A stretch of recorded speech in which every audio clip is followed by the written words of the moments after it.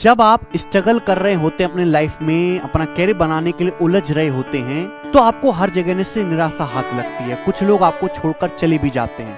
तो आपको ये बात भूलना नहीं, अपने दिमाग में याद रखना है कि जिस दिन आपका सिलेक्शन होगा और कामयाब होंगे, ये लोग वापस मक्खी की तरह लौट के आएंगे।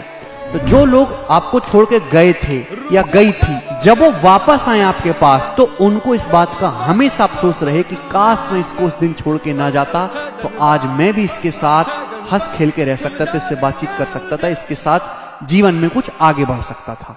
आप जो भी आज ये पढ़ाई कर रहे हो, ये एक टाइप की तपस्या है। तो आपकी इस तपस्या के लिए मैं एक बात भी कहना चाहूंगा भाई, कि जब तक ना सफल हो, नींद चैन को त्यागो तुम, संघर्षों का मैदान छोड़कर मत भागो तुम। कुछ किए बिना ही जय जयकार नहीं होती, और कोशिश करने वालों की कभी हार नहीं होती।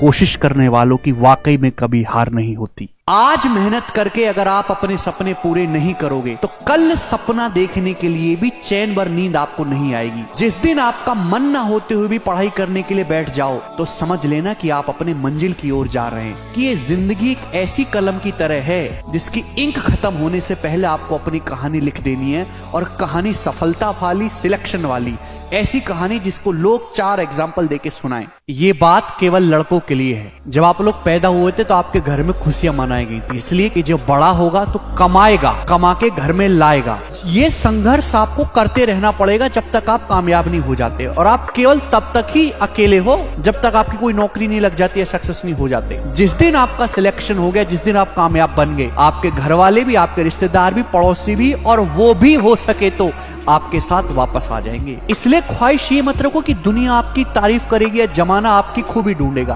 आपके घर वाले आप पे नाज कर सकें, बस इतना काफी है। अगर आप सिलेक्शन लेना चाहते हैं, तो मेरे कहने से एक काम करो। सबसे पहले पढ़ाई करते समय जो फोन है, या तो इस फोन को पूरी तरीके से ऑफ कर दो, या इसको एयरप्लेन मोड में डाल दो। आप अगर वीडियो लेक्चर देख रहे हैं तो अलग बात है। केवल वीडियो लेक्चर देखने से भी सिलेक्शन नहीं हो सकता। Only self study, self practice, self पढ़ाई कमरे के अंदर इज द राइट की टू गेट सक्सेस। फोन आप तभी देखोगे, सोशल मीडिया, जब आप अपने दिन का आवरली पढ़ाई का टारगेट बेस्ड जो टास्क है वो कंप्लीट कर लोगे। एसएससी के एग्जाम में सिलेक्शन लेने के लिए पता सबसे जरूरी चीज क्या है? टैलेंट नहीं है। एक बालक ऐसा है जो पहले दिन 10 घंटे पढ़ता है, फिर दूसरे दिन भी पढ़ता है, फिर ब्रेक कर देता है, 3 दिन तक नहीं पढ़ा, फिर 15 घंटे पढ़ा, फिर कुछ नहीं पढ़ा, फिर 2 घंटे पढ़ा। इसका कुछ नहीं होना। एक बालक है जिसकी क्षमता ही नहीं 10 घंटे सिटिंग करने की, वो बेचारा डेली 6 घंटे पढ़ पाता है, लेकिन डेली पढ़ता, और उसने प्रोसेस 8 महीने तक किया। तो मैं ये मानता हूं कि ये लड़का कहीं नहीं जाएगा, और ये लड़का सिलेक्शन ले जाएगा, चाहे पढ़ाई में कितना ही एवरेज या कमजोर क्यों ना हो। ये बारिश की बूंदें जब टप टप टप टप टप टप गिरती रहती है ना, तो पत्थर में भी दरार ला देती है। ठीक ऐसे कि आप लेकिन लगातार 8-10 महीने तक पढ़ाई करो, वो है कंसिस्टेंसी। कि जिस उम्र में तुम लोग हो ना,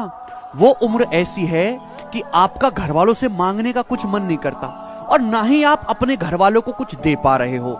बस आपके पास एक उम्मीद है कामयाब होने की, सरकारी नौकरी लग जाने की, कि मेरी किस दिन नौकरी लग जाए और मैं अपने घर वालों को ये करूं।